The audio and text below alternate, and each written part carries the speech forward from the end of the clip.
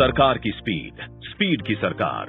देश में आजादी के बाद से सबसे ज्यादा स्पीड से एम्स और आईआईएम्स का हुआ निर्माण। देश में बने 60 नए हवाई अड्डे।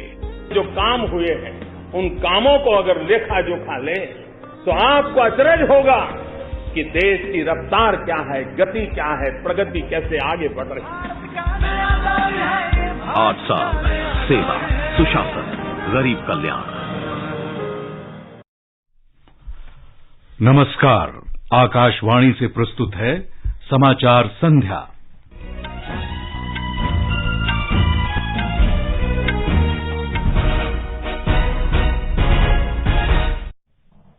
मुख्य समाचार।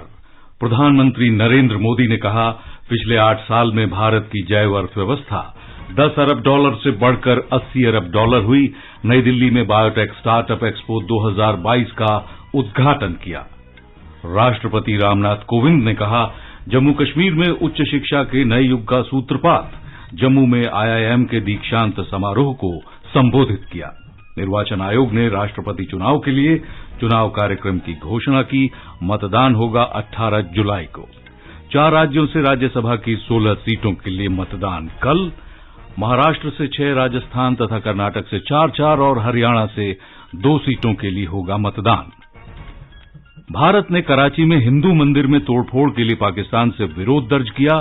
केंद्र सरकार ने राज्यों और केंद्र शासित प्रदेशों को कोविड महामारी के संदर्भ में सुरक्षा में किसी तरह की ढील न बरतने का सुझाव दिया है। सरकार ने मंत्रालयों, विभागों और एजेंसियों के विभिन्न पुरस्कारों में पारदर्शिता और जन भागीदारी को सुनिश्चित करने के लिए नामांकन के वास्ते राष्ट्रीय पुरस्कार पोर्टल का शुभारंभ किया। PV Sindhu Indonesia badminton masters tournament के क्वार्टर फाइनल में और भारत और दक्षिण अफ्रीका के बीच 5 T20 मैचों की श्रृंखला का पहला मैच नई दिल्ली में है जारी। समाचार संध्या में विशाल शर्मा के साथ मैं मुनीश शर्मा। और अब समाचार विस्तार से। प्रधानमंत्री नरेंद्र मोदी ने कहा है कि भारत की जैव अर्थव्यवस्था पिछले 8 साल में 8 गुना बढ़ी है और ये $10 अरब से बढ़कर $80 अरब हो चुकी है। आज नई दिल्ली में प्रगति मैदान में आयोजित बायोटेक स्टार्टअप एक्सपो 2022 का उद्घाटन करते हुए श्री मोदी ने कहा कि भारत बायोटेक के वैश्विक पारिस्थितिकी तंत्र में शीर्ष 10 देशों के समूह में पहुंचने से अब बहुत दूर नहीं है। प्रधानमंत्री ने कहा कि ये दशक भारत का टेकेड कहलाएगा। प्रधानमंत्री ने कहा कि जनसंख्या में विविधता, जलवायु, प्रतिभाशाली मानव संसाधन, व्यापार में सुगमता, जैव उत्पादों की बढ़ती मांग और भारत के बायोटेक क्षेत्र की सफलता ने देश की शक्ति को कई गुना मजबूत किया है। आज अगर भारत को बायोटेक के क्षेत्र में अवसरों की भूमि माना जा रहा है तो उसके अनेक कारणों में 5 बड़े कारण मैं देखता हूं। पहला, diverse population, diverse climate zones. दूसरा, भारत का टैलेंटेड ह्यूमन कैपिटल पूल। तीसरा, भारत में ईज ऑफ डूइंग बिजनेस के लिए बढ़ रहे प्रयास। चौथा, भारत में लगातार बढ़ रही बायो प्रोडक्ट्स की डिमांड। पांचवा, भारत के बायोटेक सेक्टर यानी आपकी सफलताओं का ट्रैक रिकॉर्ड। प्रधानमंत्री ने कहा है कि भौतिक और डिजिटल बुनियादी ढांचे में सरकार के अभूतपूर्व निवेश ने बायोटेक क्षेत्र को गति प्रदान की है। उन्होंने कहा कि बायोटेक इंक्यूबेटर्स की संख्या लगातार बढ़ रही है। बायोटेक इंक्यूबेटर्स की संख्या और टोटल फंडिंग में भी लगभग 7 गुना बढ़ोतरी हुई है। 2014 में हमारे देश में जहां सिर्फ 6 बायो इंक्यूबेटर्स थे, वहीं आज इनकी संख्या बढ़कर 75 हो गई है। 8 साल पहले हमारे देश में 10 बायोटेक प्रोडक्ट्स थे, आज इनकी संख्या 700 से अधिक हो गई है। प्रधानमंत्री ने कहा है कि भारत ने पेट्रोल में 10% एथेनॉल मिश्रण का लक्ष्य हासिल कर लिया है और वर्ष 2030 से पेट्रोल में 20% एथेनॉल मिलाने के लक्ष्य को भी 5 साल कम कर दिया है। इस अवसर पर विज्ञान और प्रौद्योगिकी मंत्री डॉक्टर जितेंद्र सिंह ने कहा कि सरकार स्थायी स्टार्टअप के लिए काम कर रही है। राष्ट्रपति रामनाथ कोविंद ने केंद्र शासित प्रदेश जम्मू कश्मीर में आज जम्मू स्थित भारतीय प्रबंधन संस्थान के 5वें वार्षिक दीक्षांत समारोह को संबोधित किया। इस अवसर पर राष्ट्रपति ने कहा कि जम्मू कश्मीर में उच्च शिक्षा के नए युग के सूत्रपात के साथ शिक्षा तंत्र बेहतर हो रहा है।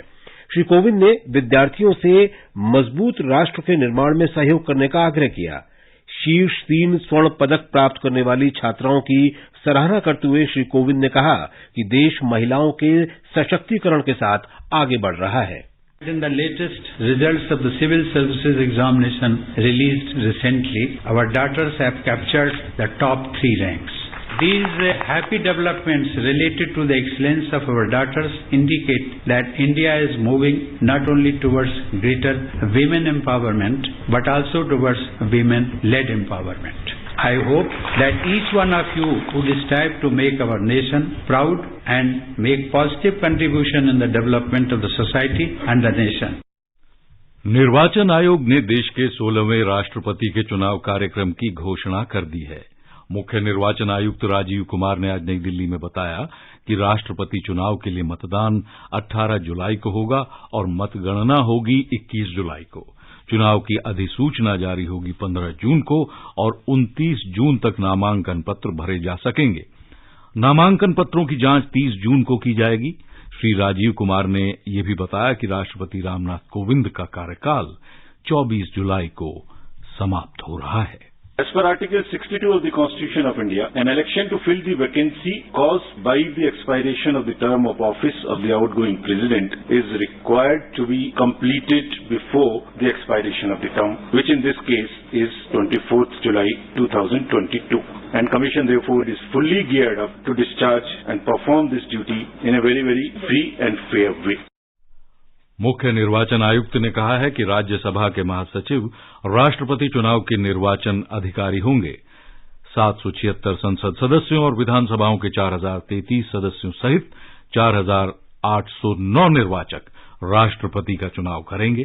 श्री राजीव कुमार ने कहा कि मतदान और मतगणना के दिन सभी कोविड दिशा निर्देशों का पालन किया जाएगा। 4 राज्यों की 16 राज्यसभा सीटों के चुनाव के लिए कल मतदान होगा। चुनाव परिणाम भी कल ही घोषित किए जाएंगे। महाराष्ट्र से 6, राजस्थान और कर्नाटक से 4-4 तथा हरियाणा से 2 सीटें हैं। कर्नाटक में भाजपा ने केंद्रीय वित्त मंत्री निर्मला सीतारामन, फिल्म स्टार से राजनेता बने जग्गेश और विधान परिषद के निवर्तमान सदस्य लहर सिंह सिरोया को मैदान में उतारा है। विपक्षी कांग्रेस ने पूर्व मंत्री जयराम रमेश को पहला और मंसूर अली खान को दूसरा उम्मीदवार बनाया है। जनता दल सेक्युलर ने कुपेंद्र रेड्डी को अपना उम्मीदवार बनाया है। राजस्थान में कांग्रेस ने रणदीप सिंह सुरजेवाला, मुकुल वासनिक और प्रमोद तिवारी को उम्मीदवार घोषित किया है। भाजपा की ओर से घनश्याम तिवारी मैदान में हैं। मीडिया समूह के मालिक सुभाष चंद्र भाजपा के समर्थन से निर्दलीय उम्मीदवार के रूप में भाग्य आजमा रहे हैं। हरियाणा में भाजपा ने कृष्ण पंवार को मैदान में उतारा है और निर्दलीय उम्मीदवार कार्तिकेय शर्मा को समर्थन दिया है, जिन्हें भाजपा की सहयोगी जननायक जनता पार्टी का भी समर्थन प्राप्त है। कांग्रेस की ओर से अजय माकन राज्यसभा चुनाव के लिए उम्मीदवार हैं। इससे पहले विभिन्न राज्यों की 41 राज्यसभा सीटों पर उम्मीदवार निर्विरोध चुने जा चुके हैं। इस बीच महाराष्ट्र में एक विशेष अदालत ने कल राज्यसभा चुनाव में मतदान के लिए राष्ट्रवादी कांग्रेस पार्टी के नेता नवाब मलिक और राज्य के पूर्व गृह मंत्री अनिल देशमुख को 1 दिन की अस्थायी जमानत देने से इंकार कर दिया। स्वास्थ्य और परिवार कल्याण मंत्रालय ने राज्य और केंद्र शासित प्रदेशों को कोविड महामारी के संदर्भ में अपनी सुरक्षा कम न करने की सलाह दी है। कुछ राज्यों और केंद्र शासित प्रदेशों में कोविड के बढ़ते हुए मामलों को देखकर ये परामर्श जारी किया गया है। राज्यों और केंद्र शासित प्रदेशों को लिखे एक पत्र में स्वास्थ्य और परिवार कल्याण मंत्रालय के सचिव राजेश भूषण ने कहा है कि पिछले 2 हफ्तों में कोविड मामलों में वृद्धि देखी गई है। उन्होंने राज्यों और केंद्र शासित प्रदेशों से नए मामलों की रिपोर्ट वाले क्षेत्रों में उच्च स्तर की जांच को सुनिश्चित करने की सलाह दी। उन्हें संक्रमण फैलने के शुरुआती संकेत मिलने पर सभी स्वास्थ्य केंद्रों में इन्फ्लुएंजा जैसी बीमारी और गंभीर तीव्र श्वसन संक्रमण SARI मामलों की नियमित रूप से निगरानी बढ़ाने की भी सलाह दी है। केंद्र सरकार ने विभिन्न मंत्रालयों, विभागों और एजेंसियों के विभिन्न पुरस्कारों की नामांकन प्रक्रिया को पारदर्शी बनाने और जन भागीदारी सुनिश्चित करने के लिए राष्ट्रीय पुरस्कार पोर्टल की शुरुआत की है। सभी पुरस्कारों को एक डिजिटल प्लेटफॉर्म के अंतर्गत एक साथ लाने के लिए यह पोर्टल विकसित किया गया है। पोर्टल का उद्देश्य नागरिकों को सरकार द्वारा स्थापित विभिन्न पुरस्कारों के लिए व्यक्तियों और संगठनों को नामांकित करने की सुविधा प्रदान करना है। गृह मंत्रालय ने बताया कि पद्म पुरस्कारों के नामांकन और संस्तुति के लिए पोर्टल इस वर्ष 15 सितंबर तक खुला रहेगा। सरदार पटेल राष्ट्रीय एकता पुरस्कारों के लिए अगले महीने की 31 तारीख तक नामांकन किए जा सकते हैं। तेनजिंग नोरगे राष्ट्रीय साहसिक कार्य पुरस्कार और Pandit Deendayal Upadhyay telecom skill excellence award के लिए 16 जून तक नामांकन किया जा सकता है। अधिक जानकारी वेबसाइट www.awards.gov.in पर उपलब्ध है। आगे बढ़ने से पहले मुख्य समाचारों पर एक नजर। प्रधानमंत्री नरेंद्र मोदी ने कहा, पिछले 8 वर्ष में भारत की जैव अर्थव्यवस्था $10 अरब से बढ़कर $80 अरब हुई। नई दिल्ली में बायोटेक स्टार्टअप एक्सपो 2022 का उद्घाटन किया। राष्ट्रपति रामनाथ कोविंद ने कहा, जम्मू कश्मीर में उच्च शिक्षा के नए युग का सूत्रपात। जम्मू में IIM के दीक्षांत समारोह को संबोधित किया। निर्वाचन आयोग ने राष्ट्रपति चुनाव के लिए चुनाव कार्यक्रम की घोषणा की। मतदान 18 जुलाई को होगा। 4 राज्यों से राज्यसभा की 16 सीटों के लिए मतदान कल। महाराष्ट्र से 6, राजस्थान और कर्नाटक से 4 तथा हरियाणा से 2 सीटों के लिए मतदान। भारत ने कराची में हिंदू मंदिर में तोड़फोड़ के लिए पाकिस्तान से विरोध दर्ज किया। केंद्र सरकार ने राज्यों और केंद्र शासित प्रदेशों को कोविड महामारी के संदर्भ में सुरक्षा में किसी प्रकार की ढील न बरतने का सुझाव दिया। सरकार ने मंत्रालयों, विभागों और एजेंसियों के विभिन्न पुरस्कारों में पारदर्शिता और जन भागीदारी सुनिश्चित करने के लिए नामांकन के वास्ते राष्ट्रीय पुरस्कार पोर्टल का शुभारंभ किया।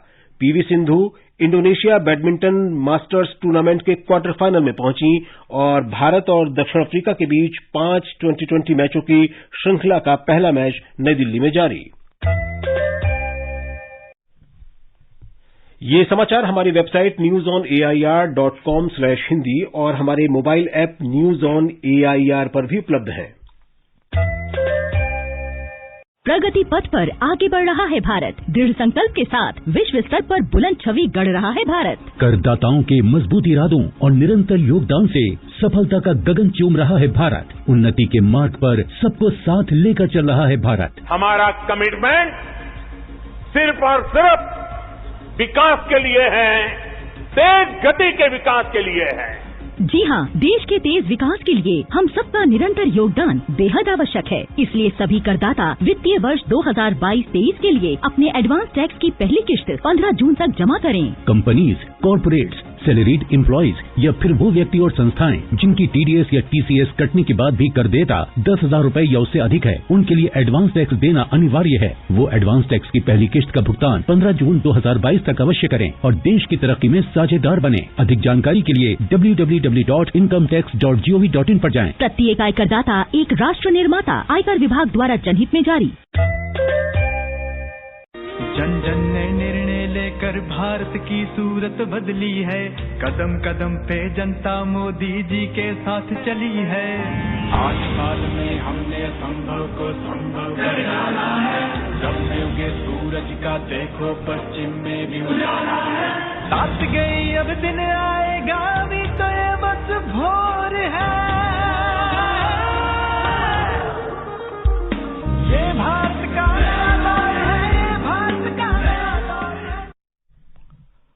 केंद्र सरकार पिछले 8 वर्षों में न सिर्फ भारत की सांस्कृतिक विरासत को संरक्षित करने बल्कि पूरी दुनिया में इसके विस्तार के संकल्प के साथ आगे बढ़ रही है। हमारे संवाददाता ने बताया है कि पूर्व प्रधानमंत्रियों के सम्मान में प्रधानमंत्री संग्रहालय खोलने, हमारे देश की प्राचीन बेशकीमती प्रतिमाओं और कलाकृतियों को विदेशों से वापस लाने और प्रधानमंत्री नरेंद्र मोदी के उपहारों के माध्यम से देश की जीवंत सांस्कृतिक विरासत को प्रोत्साहन मिला है।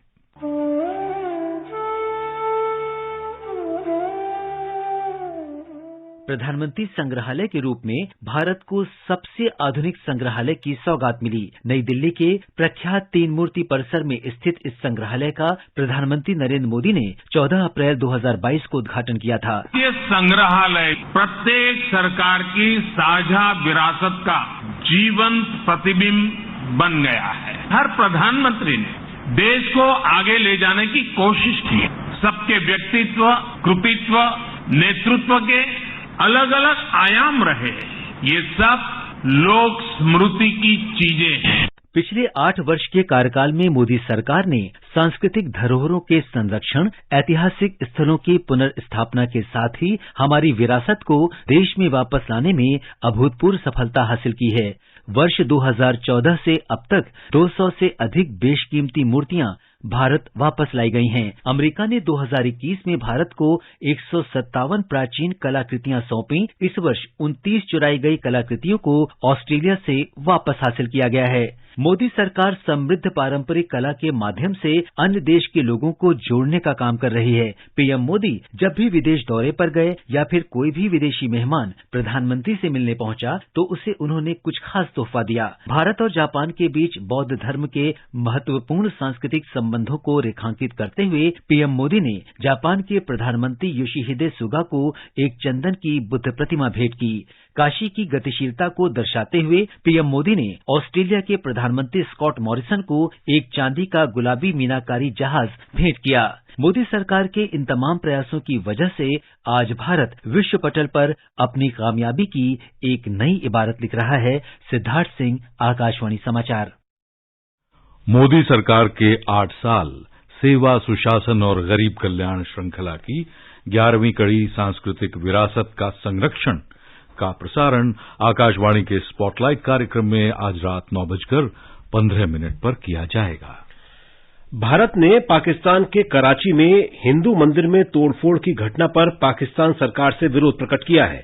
विदेश मंत्रालय के प्रवक्ता अरिंदम बागची ने आज नई दिल्ली में कहा कि भारत का मानना है कि धार्मिक अल्पसंख्यकों के सुनियोजित उत्पीड़न की ये एक और घटना है। उन्होंने कहा कि भारत ने पाकिस्तान सरकार से अपने यहां अल्पसंख्यक समुदायों की सुरक्षा, संरक्षा और सलामती सुनिश्चित करने को कहा है। भारत इस महीने की 16 और 17 तारीख को आसियान देशों के विदेश मंत्रियों की एक विशेष बैठक की मेजबानी करेगा। विदेश मंत्रालय के प्रवक्ता अरिंदम बागची ने आज नई दिल्ली में कहा कि भारत इस बैठक की पहली बार मेजबानी कर रहा है। This meeting will be accompanied by the 12th edition of the Delhi Dialogue, a premier track 1.5 dialogue in the ASEAN-India calendar. This will be hosted by India on June 16th and 17th. The theme of Delhi Dialogue 12 is Building Bridges in the Indo-Pacific. And the ministerial session of this Delhi Dialogue 12 will be attended by External Affairs Minister as well as the ASEAN ministers. चीन के साथ सीमा विवाद के मुद्दे पर श्री बागची ने कहा कि भारत चीन द्वारा बुनियादी ढांचा विकसित करने सहित सीमावर्ती क्षेत्रों के घटनाक्रम पर भी सावधानीपूर्वक नजर रखे हुए है। भारत और दक्षिण अफ्रीका के बीच 5 मैचों की 2020 श्रृंखला का पहला मैच दिल्ली के अरुण जेटली स्टेडियम में खेला जा रहा है। ताजा समाचार मिलने तक भारत ने 17वें ओवर में 3 विकेट पर 164 रन बना लिए थे। दक्षिण अफ्रीका ने टॉस जीतकर गेंदबाजी का फैसला किया। इंडोनेशिया मास्टर्स बैडमिंटन में पीवी सिंधु महिला सिंगल्स के क्वार्टर फाइनल में पहुंच गई हैं। प्री क्वार्टर फाइनल में सिंधु ने एक संघर्षपूर्ण मुकाबले में इंडोनेशिया की ग्रेगोरिया मरिस्का तुंजुंग को 23-21, 20-22, 21-11 से पराजित किया। पुरुष सिंगल्स में लक्ष्य सेन क्वार्टर फाइनल में पहुंच चुके हैं। लक्ष्य ने आज डेनमार्क के रॉसमस गेमके को 21-18, 21-15 से हराया और मिक्स डबल्स के दूसरे दौर में अश्विनी पोनप्पा और बी सुमित रेड्डी की जोड़ी को हार का सामना करना पड़ा। चौथे खेलो इंडिया यूथ गेम्स में आज महिलाओं की 10 मीटर एयर राइफल स्पर्धा का स्वर्ण पदक हरियाणा की रमिता ने जीता। रजत पदक राजस्थान की देवांशी के नाम रहा। भारोत्तोलन में पुरुषों के 102 किलोग्राम भार वर्ग में हरियाणा के आशीष अव्वल रहे। तैराकी में पुरुषों की 200 मीटर ब्रेस्ट स्ट्रोक स्पर्धा का स्वर्ण पदक पश्चिम बंगाल के स्वदेश मंडल ने अपने नाम किया। महिलाओं की 400 मीटर फ्री स्टाइल तैराकी में महाराष्ट्र की अनन्या बाला ने गोल्ड मेडल जीतने में सफलता पाई। पुरुषों की 3000 मीटर रेस का स्वर्ण पदक मध्य प्रदेश के अर्जुन वास्काले के नाम रहा। हॉकी के सेमीफाइनल मुकाबले खेले गए। पहले सेमीफाइनल में पंजाब ने झारखंड को 3-0 से, जबकि दूसरे सेमीफाइनल में उत्तर प्रदेश ने ओडिशा को 3-2 से हराया। टेनिस में पुरुष क्वार्टर फाइनल में गुजरात ने त्रिपुरा को पराजित किया। पदक तालिका में हरियाणा 92 पदक जीतकर शीर्ष पर है। महाराष्ट्र कुल 77 पदकों के साथ दूसरे स्थान पर है। मणिपुर तीसरे स्थान पर है। ये समाचार आकाशवाणी से प्रसारित किए जा रहे हैं। ताजा समाचार जानने के लिए आप हमारे Twitter handle @AIR News Hindi को फॉलो कर सकते हैं। बनना चाहते हैं देश की शान, भरना चाहते हैं एक ऊंची उड़ान, तो शामिल हो जाइए भारतीय वायुसेना में और करिए देश की रक्षा। भारतीय वायुसेना आयोजित कर रहे हैं FCAT एग्जाम, जिसमें शामिल होकर आप भी बन सकते हैं देश का गौरव। आज ही लॉग इन कीजिए careerindianairforce.cdac.in। पंजीकरण का समय 1 से 30 जून। आजादी के अमृत महोत्सव के अंतर्गत आइए अब सुनते हैं आकाशवाणी की विशेष प्रस्तुति आजादी का सफर। आजादी का अमृत महोत्सव।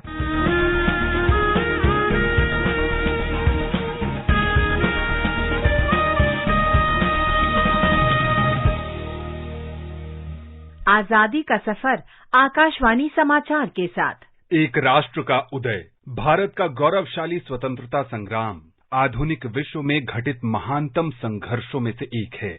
आकाशवाणी समाचार प्रत्येक दिन इस स्वतंत्रता आंदोलन की ला रहा है एक झलक।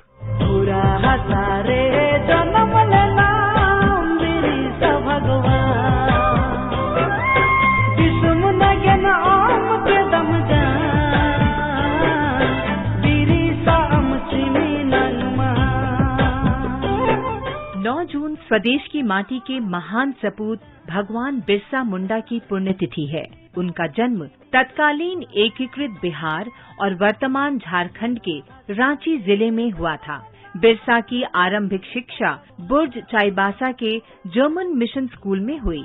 1890 में वे बड़गांव चले गए, जहां वे जमींदारों के संपर्क में आए। बढ़ते मुंडा सरदार आंदोलन को देखते हुए उन्होंने बड़गांव क्षेत्र छोड़ दिया और वन बकायों को रद्द करने की मांग के साथ चाईबासा तक सिरडीगा के रैयतों के मार्च का नेतृत्व किया। 1895 में भगवान बिरसा मुंडा ने अंग्रेजों के खिलाफ अपना आंदोलन शुरू किया।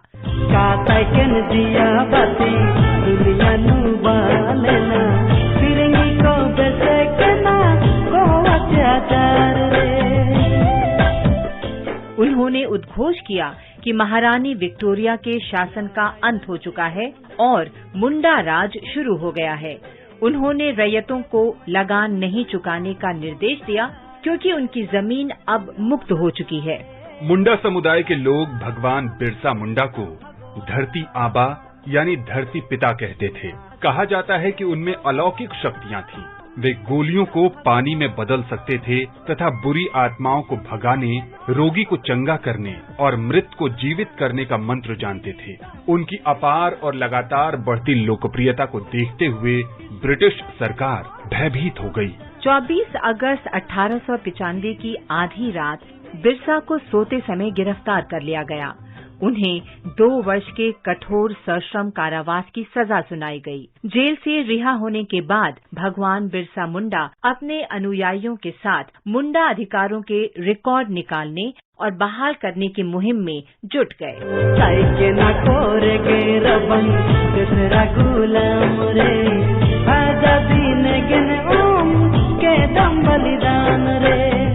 अठारह 1899 के अंत तक वे अपने अनुयायियों को प्रेरित और सबल करने के लिए फिर अपनी चमत्कारिक शक्तियों के साथ सामने आए। लंबे समय तक भगवान बिरसा मुंडा की सहयोगी रही सली नाम की एक मुंडा महिला ने जनजातीय महिलाओं को इस आंदोलन से जोड़ने में महत्वपूर्ण भूमिका निभाई। वर्ष 1899 की क्रिसमस पर लगभग 7,000 स्त्री पुरुष एकत्र हुए और अंग्रेजों के शोषण के खिलाफ उलगुलान मुहिम की शुरुआत की, जो जल्दी ही खूंटी, तामर, बसिया और रांची तक फैल गई। जनवरी 1900 में समूचा मुंडा समुदाय हथियारों से लैस होकर इस क्रांति में कूद पड़ा और प्रशासन की जड़ें हिला दी। बाध्य होकर कमिश्नर को बिरसा को गिरफ्तार करने के लिए भारी इनाम की घोषणा करनी पड़ी। अपना देशो मां अपनो राज्य उलगुलान जिंदाबाद। 9 जनवरी 1900 को ब्रिटिश सेना ने डोमबारी के निकट सैल रकाब पहाड़ियों के पास मुंडा योद्धाओं पर हमला कर दिया। बिरसा के अनेक साथी मारे गए। पुलिस ने सघन तलाशी अभियान चलाया और बिरसा के कई साथियों को गिरफ्तार कर लिया। 3 मार्च 1900 की रात चक्रधरपुर में जामकुपई जंगलों में भगवान बिरसा मुंडा को सोते समय गिरफ्तार कर लिया गया। उन्हें कारागार में डाल दिया गया। 1 जून 1900 को डिप्टी कमिश्नर को बताया गया कि भगवान बिरसा मुंडा हैजे की चपेट में आ गए हैं। जेल अधीक्षक कैप्टन A.R. एंडरसन ने उनका इलाज शुरू किया। 7 जून तक बिरसा की हालत में कुछ सुधार हुआ, लेकिन 8 जून को फिर उनकी तबीयत बिगड़ी और 9 जून 1900 को जेल में ही उनका निधन हो गया। बताया गया कि उनके पार्थिव शरीर का अंतिम संस्कार रांची के कोकर में डिस्टली ब्रिज के किनारे कर दिया गया। इस महान क्रांतिकारी को हमारी भावभीनी श्रद्धांजलि।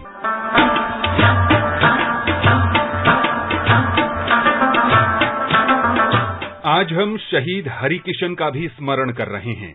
उनका जन्म पश्चिमोत्तर सीमांत प्रांत में हुआ था, जो अब पाकिस्तान में है। हरिकिशन ने 1920 के दशक में असहयोग आंदोलन में भाग लिया। वे नौजवान भारत सभा और खुदाई खिदमतगार की गतिविधियों में भी सक्रियता से शामिल हुए। क्रांतिकारी आंदोलन से जुड़ने के बाद हरिकिशन ने भारतीयों के शोषण के लिए पंजाब के गवर्नर की हत्या करने का फैसला किया। इसे अंजाम देने के लिए 23 दिसंबर 1930 को पंजाब विश्वविद्यालय के दीक्षांत समारोह में गवर्नर के संबोधन का समय चुना गया। नियत समय पर हरिकिशन ने गवर्नर पर गोली चलाई, लेकिन वो किसी तरह बचने में कामयाब हो गया। हरिकिशन को गिरफ्तार कर लिया गया और मौत की सजा सुनाई गई। 9 जून 1931 को मनवाली जेल में उन्हें फांसी दे दी गई। देश की माटी के इस साहसी सपूत को हमारी श्रद्धांजलि। और अब आकाशवाणी समाचार के साथ आजादी का सफर की ये कड़ी संपन्न होती है। कल फिर मिलेंगे अगली कड़ी के साथ।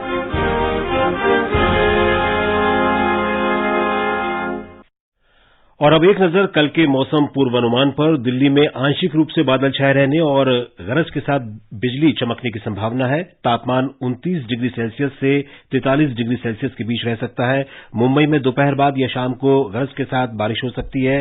कोलकाता में आंशिक रूप से बादल छाए रहने का अनुमान है। चेन्नई में आंशिक रूप से बादल छाए रहेंगे।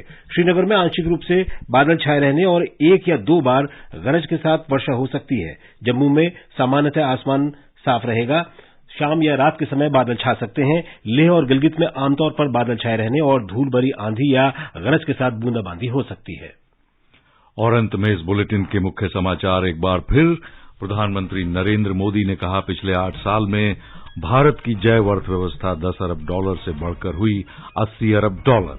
नई दिल्ली में बायोटेक स्टार्टअप एक्सपो 2022 का उन्होंने उद्घाटन किया। राष्ट्रपति रामनाथ कोविंद ने कहा, जम्मू कश्मीर में उच्च शिक्षा के नए युग का सूत्रपात। जम्मू में IIM के दीक्षांत समारोह को उन्होंने संबोधित किया। निर्वाचन आयोग ने राष्ट्रपति चुनाव के लिए चुनाव कार्यक्रम की घोषणा की। मतदान होगा 18 जुलाई को। 4 राज्यों से राज्यसभा की 16 सीटों के लिए मतदान कल। महाराष्ट्र से 6, राजस्थान तथा कर्नाटक से 4-4 और हरियाणा से 2 सीटों के लिए मतदान। भारत ने कराची में हिंदू मंदिर में तोड़फोड़ के लिए पाकिस्तान सरकार से विरोध दर्ज किया है। केंद्र सरकार ने राज्यों और केंद्र शासित प्रदेशों को कोविड महामारी के संदर्भ में सुरक्षा में किसी भी तरह की ढील न बरतने का सुझाव दिया है। सरकार ने मंत्रालयों, विभागों और एजेंसियों के अलग अलग पुरस्कारों में पारदर्शिता और उसके साथ साथ जन भागीदारी को सुनिश्चित करने के लिए नामांकन के वास्ते एक राष्ट्रीय पुरस्कार पोर्टल का शुभारंभ किया है।